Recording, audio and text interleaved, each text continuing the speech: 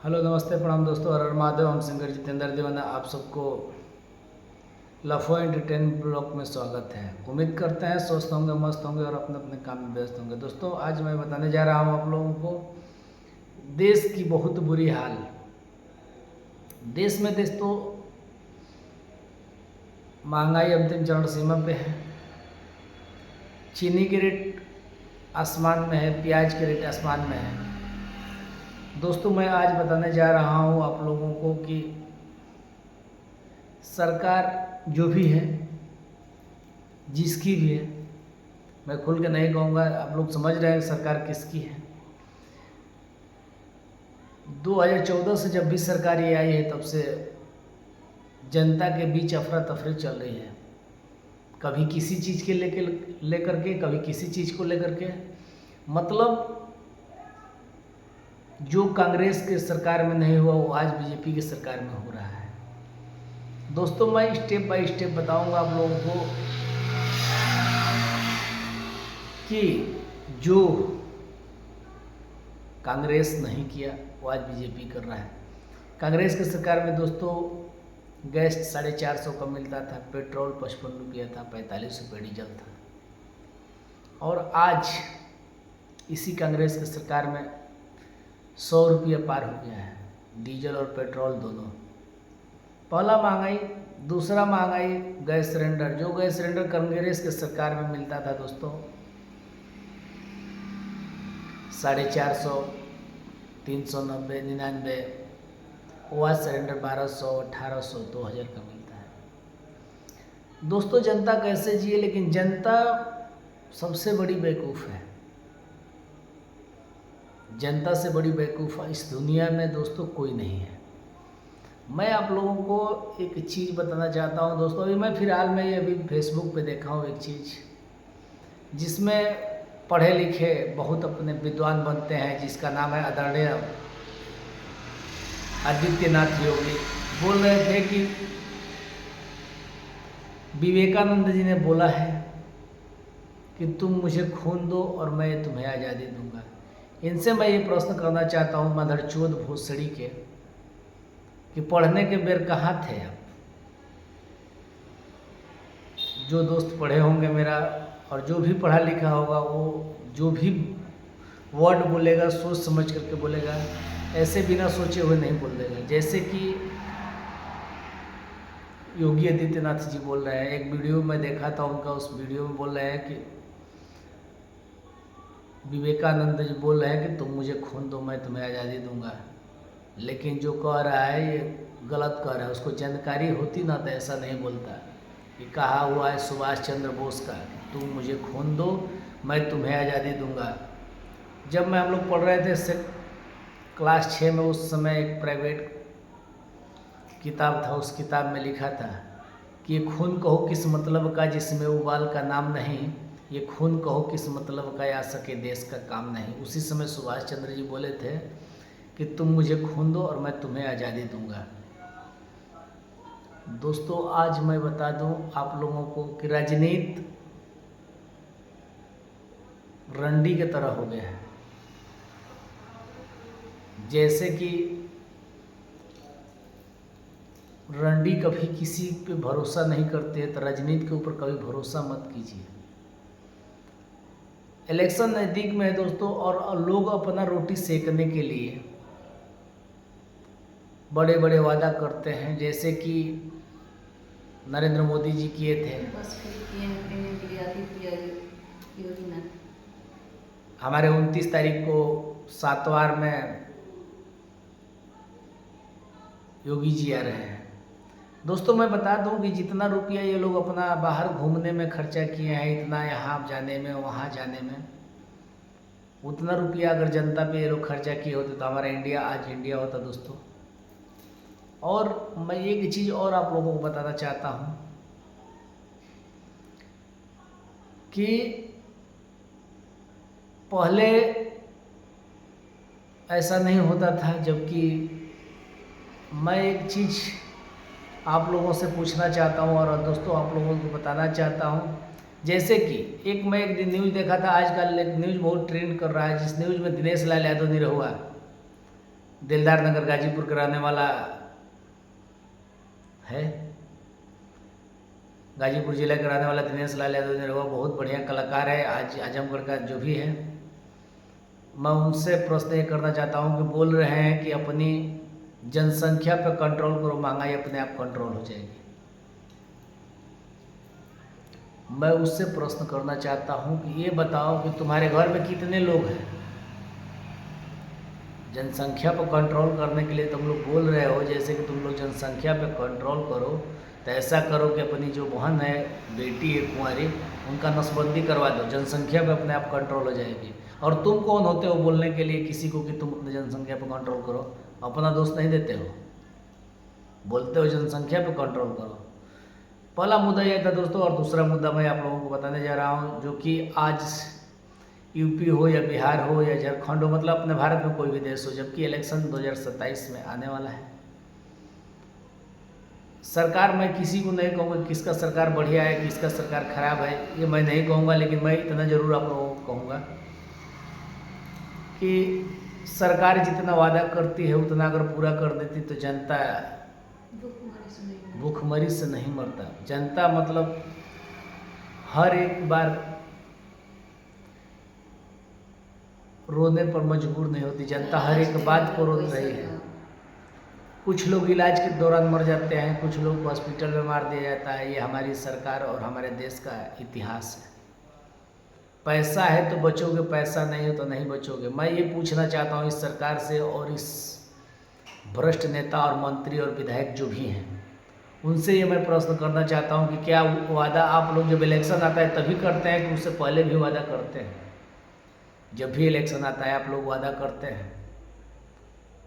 मोदी जी जब भी पहली बार जब इलेक्शन जीते थे तो उस समय टीवी पर प्रचार आ रहा था दोस्तों कि अच्छे दिन आएंगे।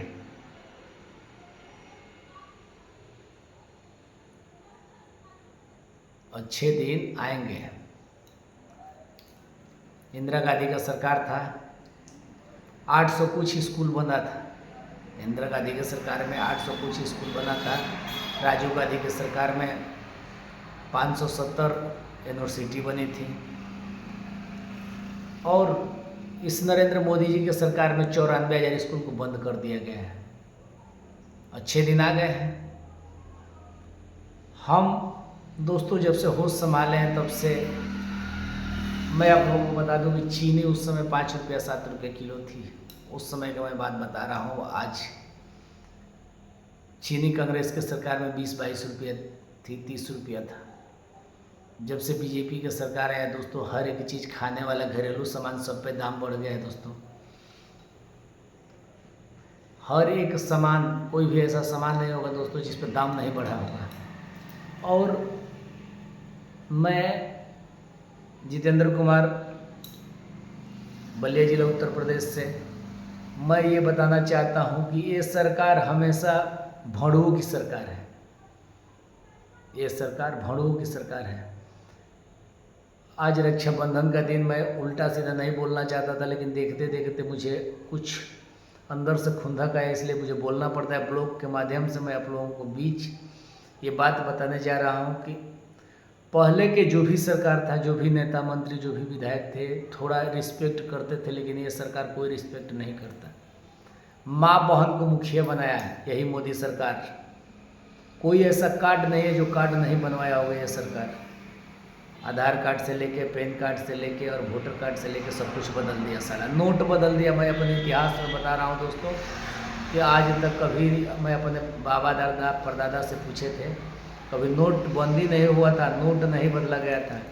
जो कि ये मोदी सरकार आया, ये ब्लैक मनी निकलवाया नहीं दोस्तों, ये ब्लैक मनी खुद ही रख लिया। पता नहीं कितना करोड़ रुपया देश हमारा कर्जा में है, तभी भी इसको समझ में नहीं आ रहा है। और ये सरकार, नरेंद्र मोदी हो या आदरणीय आदित्यनाथ योगी हो, ये सब साले चोर हैं। ये सब साले चोर हैं, अपनी रोटी सेकने में लगे हुए हैं। ये जनता को नहीं देख रहे हैं। इनको तो एक दिन हाथ जोड़ना है, एक दिन वादा करना है, लेकिन जनता 5 साल पीस रही है। यही जनता को समझ में नहीं आ रहा है। ईवीएम में चोरी करते हैं ये सब। ऐसी सरकार है इन लोगों को। औरत को मुखिया बनाता है। अरे मर्द है तो मर्द को मुखिया बना, मर्द के साथ लड़, भड़ुआ की तरह औरतों के साथ क्यों लड़ता है? अभी अभी फिलहाल में एक न्यूज सामने आ रही है, बहुत दिन से ट्रेंड में चल रही है। अनाउंस हुआ है कि घोषणा किया गया है कि हर एक महिला के खाता में 30,000 रुपया दिया जाएगा, जबकि 20,000 रुपये पहले दिया जाएगा, और 30,000 रुपये जीतने के बाद।